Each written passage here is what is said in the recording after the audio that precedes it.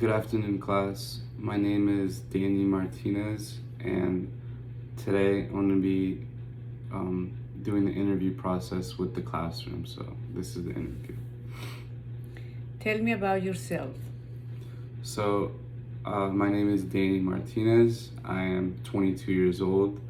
I'm a sheet metal mechanic, and I'm also a full-time student at Palm Beach State College.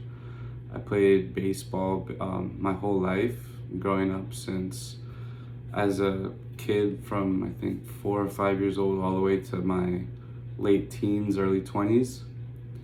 And I've been a sheet metal mechanic now for 3 years, working up on four. I'm in the process of finishing my bachelor degree. I finished my AA last year during May, and yeah. Tell me about an accomplishment that you are proud of. So I've had many great accomplishments, luckily, in my life, but one that stands out to me would definitely have to be graduating with my AA. It was a long, hard process to do with baseball and with school, and then I was also traveling different states to play. So being able to balance all that out was extremely difficult, but luckily I was able to complete it, and I had a very good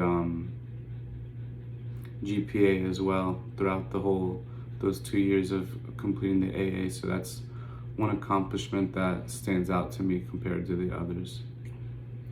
Describe your ideal job. So my ideal job would have to be a commercial pilot. I've been wanting to be one of those occupations for as long as I can remember now, and I'm currently in the process of doing that. So a full-time pilot, like a commercial pilot that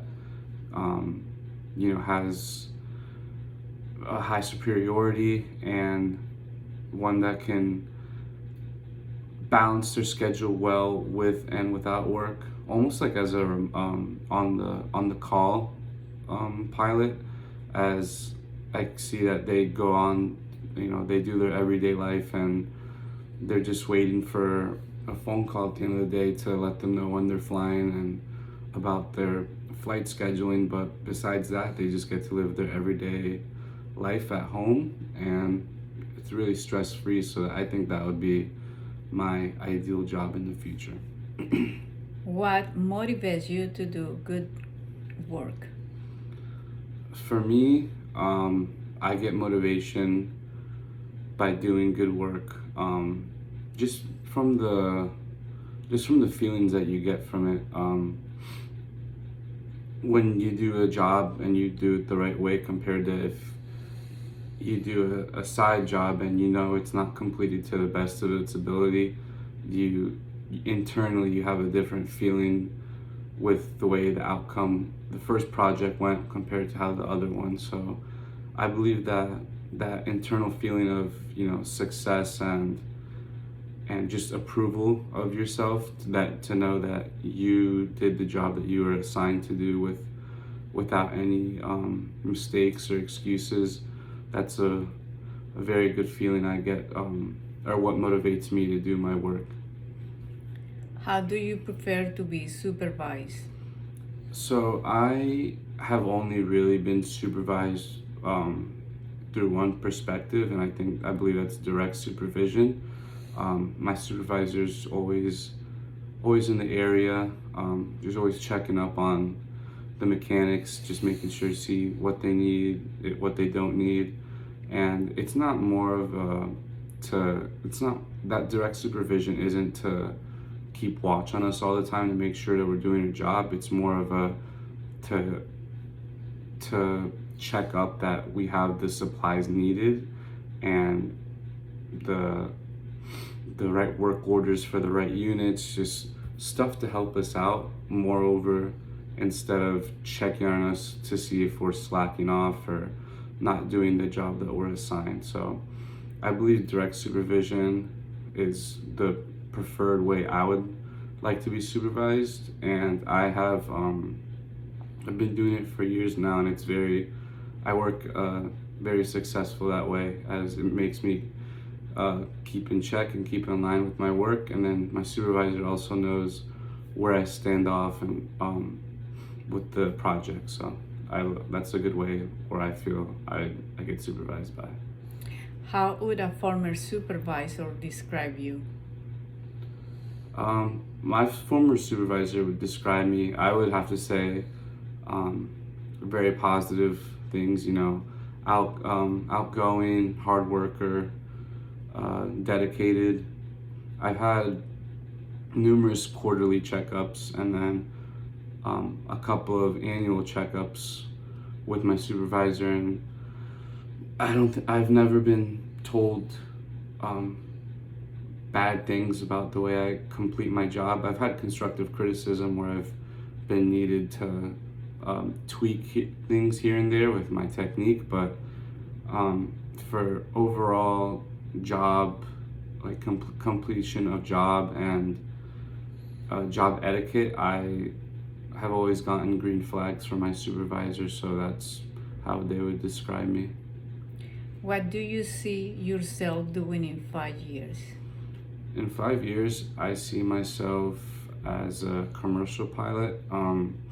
That's something that, like I said, I've wanted to do for a very long time, and it's my goal occupation within the next 5 years. I know I have to start flight school soon, and that's the goal. So within the 5 years, that's plenty of time to get all the ratings that you need to get.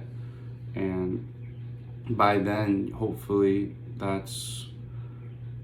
I'll be at the point in time where I'm at an airline. So, all the different airlines that there are, either within the country or out, that would be a great end goal for me within the 5 years. And it's a very reasonable goal to have. So, that's one of it.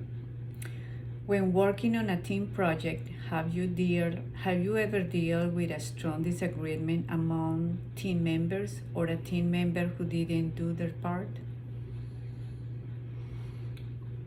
Yes. One time I had a group project, and there was a handful of us, and we each got assigned different parts to do into the project. So there was 5 of us, and each person got assigned a certain job.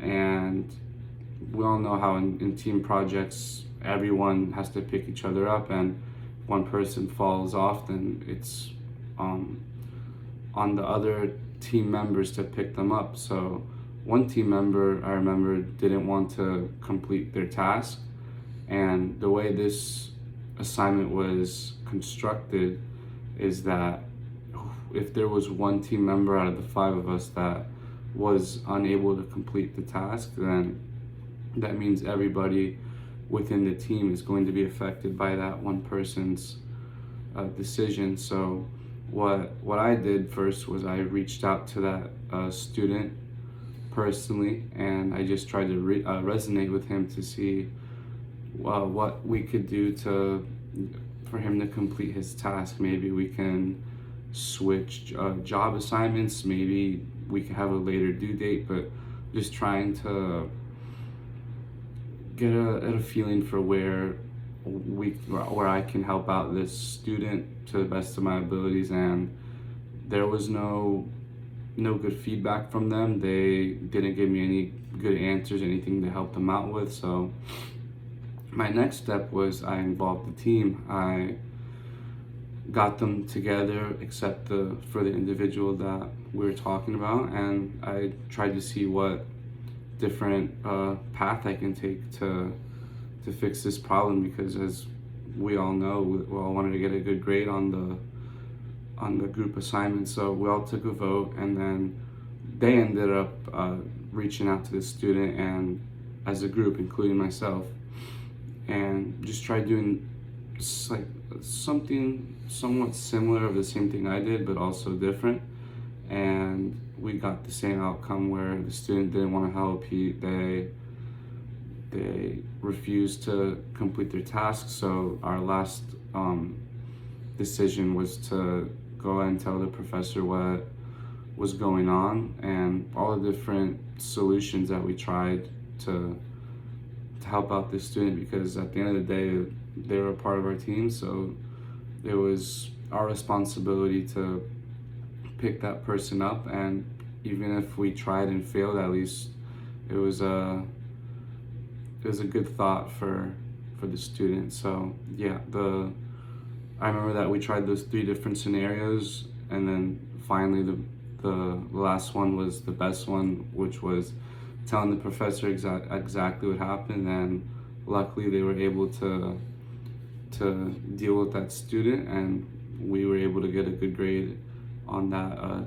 group project, so that all worked out. Tell me about a time you have to be assertive. I remember that this has happened a couple of times at work when my boss leaves for vacation, or if they're out during for sick time. A lot of the mechanics like to, when they see that the boss isn't around, they like to, go to different areas in the building. They like to take their job, milk the job that they're doing. So basically they slow it down instead of working at the pace that they should be. They're doing all the wrong things that shouldn't be happening when the boss is in the facility. So I've had to round up all of the mechanics in my area and just had to have a little group discussion with them on what the rules and regulations are for the facility. I know that the boss isn't here right now, but we still have a responsibility to get the job done and the product out, just like we would if they weren't here. So that's happened numerous times with them, and it's slowly but surely getting better. So we're gonna see how that goes, but that is these are plenty of times where I've had to be assertive. Provide an example of when you have to go above and beyond the call of duty to get a job done. So I remember one time when there was this one unit that was already extremely late for shipping. It had been tagged, so that means that it's already got rework done, and it had to ship out a couple weeks ago, so we were already late on the shipping. And what we did was, since we had to get it out by this last weekend in order to make the shipping deal, our company asked us if we could stay overnight to continue to work on the unit. And that's not something usually people do because they have their 40-hour weeks, but they told us like how bad they needed this unit to go out this weekend, and how if the people didn't stay overnight to complete it, then they weren't going to be able to get it out to ship. And luckily they asked the right team and the right people, and there was plenty of mechanics that were able to work on that unit to ship it out. And we worked over a 24-hour shift because we were there from in the morning 5 a.m. and then we didn't leave till 10 a.m. the next day. So we all took our little breaks here and there, which we needed to, but we stayed in the facility over a day just to make sure to get the unit out by its shipping date. And luckily we were able to do that, and our company was able to reward everyone who stayed back with a lot of great gifts, so we're very appreciative for that. So that's one example of when I had to go above and beyond. Describe a situation when you have many assignments or projects due at the same time. What steps did you take to finish them? I remember when I was finishing up my AA, and I had, at the time I was taking 5 courses on my last semester because I knew I wanted to complete my AA, so those are the last classes I had to take, so I took them all at once. And I remember for finals week, we're all turning in all the assignments, and all my friends were able to turn theirs in relatively easy, but due to the fact that I was taking 5 at once, and then it was during finals week, so I was playing catch up with all the other assignments that I missed out. It was just extremely overwhelming. I had to plan it out accordingly, and the best scenario that I found that for me was to complete one class's assignments completely before I would move on into the next one. So this way I was able to balance them more out and to just have a more clear schedule with where my classwork's going to be going to. So instead of doing one assignment from one class and then jumping to another class, I would complete all the late or missing assignments that I had to do for one class, complete them thoroughly, and then jump onto the next class. And I did that for the last week for finals week, and luckily I